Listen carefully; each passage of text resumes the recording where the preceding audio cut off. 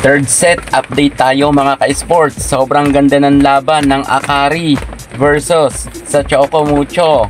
Git-gitan ang labanan. Talagang umuulan ng pa-challenge ang Akari.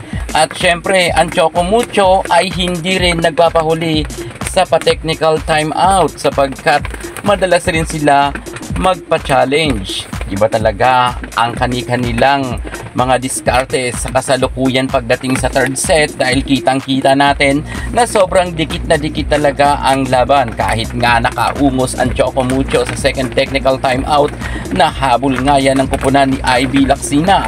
Ayaw magpaawat ni Ibiang dahil sunod-sunod talaga ang kanyang scores at maging itong si Camille Victoria ay talagang palaban na rin pagdating sa third set.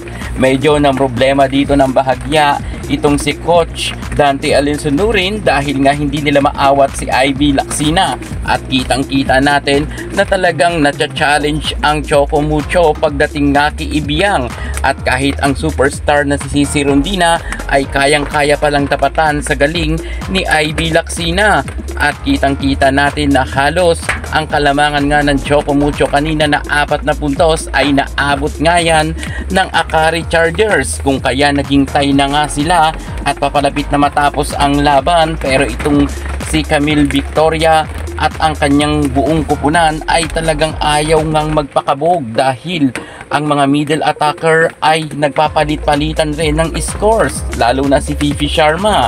Pero syempre, hindi nga makalusot-lusot dito ang nasabi nating si Cherry Nunag dahil ang kanyang mga spike or quick attack ay madalas nga mablock ni Fifi at ni Cams Victoria. Maging si Rondina ay madalas rin mablock. Grabe ngayon ang kumpiyansa ng Akari at gustong-gusto talaga nilang mapatiklop ang Choco Mucho. Mukhang naghahabol talaga sila sa mataas na standing. Naninigurado ang Akari. Pero kahit sabihin natin na halos naging tie nga ang kanilang scores nang nagkaroon ng pagkakataon ang Choco Mucho na mag-set points ay talagang naipanalo na to ng Choco. Hindi na nila binigyan ng pagkakataon ng Akari pero sayang lang dahil feeling kasi ni Cams Victoria ay na block touch kaso wala na nga silang challenge at naubusan na. Pero mukha talagang meron block touch. Gayunpaman, ang decision ng referee ay ibigay nga ang score sa Choco Mucho kung kaya panalo ang Choco sa score na 23-25. Grabe, git-gitan talaga ang laban. Tingnan natin sa fourth set.